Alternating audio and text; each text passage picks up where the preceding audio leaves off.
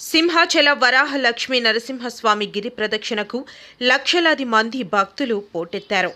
తొలి పావంచ దగ్గర కొబ్బరికాయ కొట్టి గిరి ప్రదక్షిణ చేస్తున్నారు.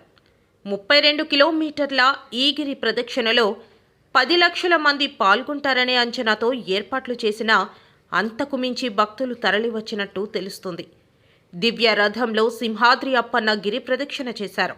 ఈరోజు తెల్లవారుజాము నుంచి లక్ష్మీ నరసింహస్వామికి 4వ విడత చందన సమర్పణ జరుగుతోంది.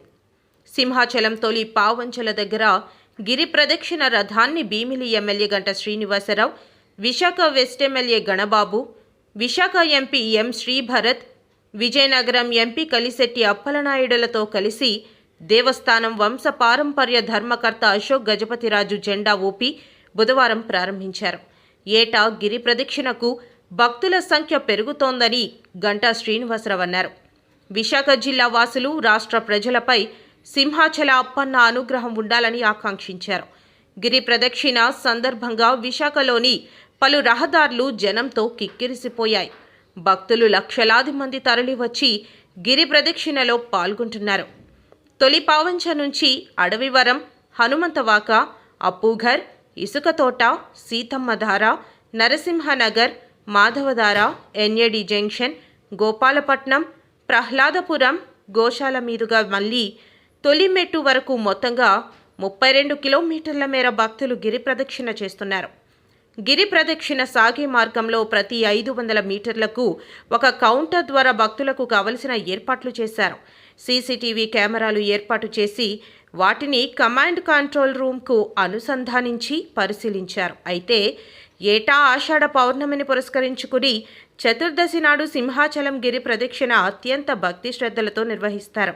గిరి ప్రదక్షిణలో పాల్గొనే భక్తుల కోసం ఆధ్యాత్మిక స్వచ్ఛంద సంస్థలు పలు సేవా కార్యక్రమాలు నిర్వహించాయి. పాలు, పళ్ళు, పలహారాలను అందించారు. నమస్కారం.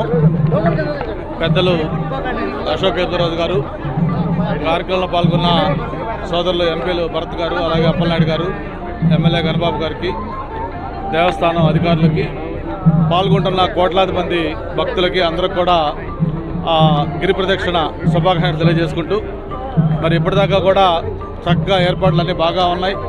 మరి ఇప్పుడే అశోక్ గజపతిరాజు గారి చేతుల మీదుగా కొబ్బరికాయ కొట్టి రథం ప్రారంభం జరిగింది.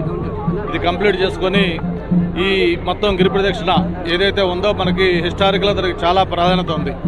సింహాచలం దేవస్థానంలో ఒకటి చందనోత్సవం ఎంత ఇంపార్టెంటో, 2 ఈ గిరి ప్రదక్షిణ కూడా అంత ఇంపార్టెంట్. మరి ఒక్క వైజాగే కాకుండా చుట్టుపక్కల ఎంతో దూరం నుంచి కూడా లక్షలాది మంది భక్తులు, దాదాపు ఒక 10 లక్షల మంది భక్తులు పాల్గొంటారని చెప్పని అంచనా వేస్తూ ఉన్నారు. వాళ్ళందరూ కూడా ఈ 32 కిలోమీటర్లు ఏదైతే గిరి ప్రదక్షిణ ఉందో అది ఎటువంటి అసౌకర్యాలు లేకుండా వాళ్ళు చక్కగా దాన్ని కంప్లీట్ చేసుకుని ఆ దేవుడి యొక్క ఆశీస్సులు పొందాలని మనస్ఫూర్తిగా కోరుకుంటూ, మరి గిరి ప్రదక్షిణ అంటే ఒకసారి చేస్తే మొత్తం భూమి మొత్తం తిరిగినట్టుగా అందరికీ నమ్మకం, అటువంటి పవిత్రమైన నమ్మకం ఉంది. కాబట్టి ఈ సింహాద్రి అప్పన్న గిరి ప్రదక్షిణకి లక్షలాది మంది భక్తులు పోటెత్తున్నారు. ఈ ప్రోగ్రాం సక్సెస్ఫుల్ కావాలని ఆ దేవదేవుని కోరుకుంటాము.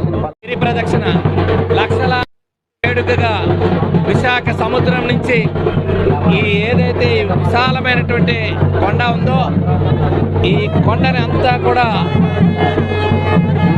వరాహలక్ష్మీ నరసింహస్వామి ఈ కొండపై వెలిసి ఉండడం, సుదీర్ఘమైనటువంటి ఈ ఆలయాన్ని సందర్శించేటువంటి మహా అద్భుతమైనటువంటి అవకాశం ఈ గిరి ప్రదక్షిణ రోజున జరగటం వల్ల అందరూ